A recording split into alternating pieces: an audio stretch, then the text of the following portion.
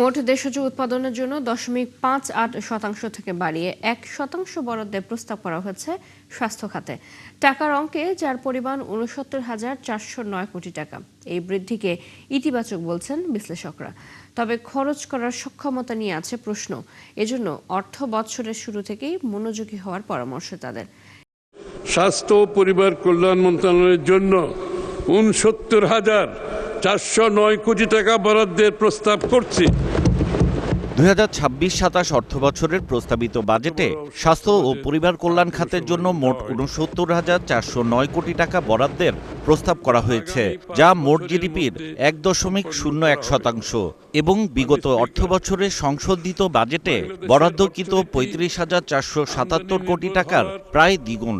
আমাদের মূল উদ্দেশ্য হবে সর্বজনীন ও ন্যায়সঙ্গত স্বাস্থ্যসেবা নিশ্চিত করুন।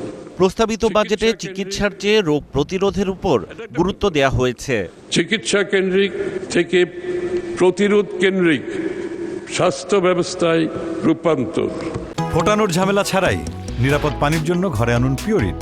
কল করুন 16627। প্রতিটি ইউনিয়ন শহরাঞ্চল ওয়ার্ড ভিত্তিক আধুনিক স্বাস্থ্যসেবা ইউনিট স্থাপন করবে সরকার। একই সাথে জটিল রোগের চিকিৎসার জন্য প্রতিটি জেলা ও উপজেলা হাসপাতালকে সেকেন্ডারি স্বাস্থ্যসেবা ইউনিট হিসেবে গড়ে তোলা, ক্যান্সার সহ 6 দুরারোগ্য রোগে আক্রান্তদের ৫০,০০০-এর পরিবর্তে ১ লাখ টাকা আর্থিক অনুদানের প্রস্তাব করা হয়। আর ৫,০০০ চিকিৎসক নিয়োগ দেওয়া হবে নতুন অর্থ বছরেই। দক্ষ চিকিৎসক, দক্ষ নার্স, দক্ষ টেকনোলজি গড়ে উঠবে। গভর্নমেন্টকে আমি ধন্যবাদ জানাই যে রিংয়ের এবং ডায়ালাইসিস সহ অন্যান্য জায়গায় ক্ষেত্র বিশেষে 10% পর্যন্ত কর রেয়াত দিয়েছেন। তবে বিশেষজ্ঞরা বাজেট খরচের সক্ষমতা নিয়ে প্রশ্ন তুলেছেন। এরকম যদি হয়ে যায় যে আমরা যে বড় বাজেট দিলাম এবং এই বাজেটের 40% প্রায় 50% রিভিউর সময় কেটে নেওয়া হলো, কমিয়ে দেওয়া হলো, তাহলে তো এই বড় বাজেট পেয়ে কোনো লাভ হলো না। আসলে এক্সিস্টিং প্রবলেম তো আমাদের আছে যে কেন খরচ করতে পারি না। সাথে আবার যেটা যুক্ত হলো বাড়তি বাজেট, তাহলে সেটা খরচের জন্য সরকারের কি করতে হবে? যৌক্তিক প্রোগ্রাম নিতে হবে যেটা মানুষের উপকারে আসবে।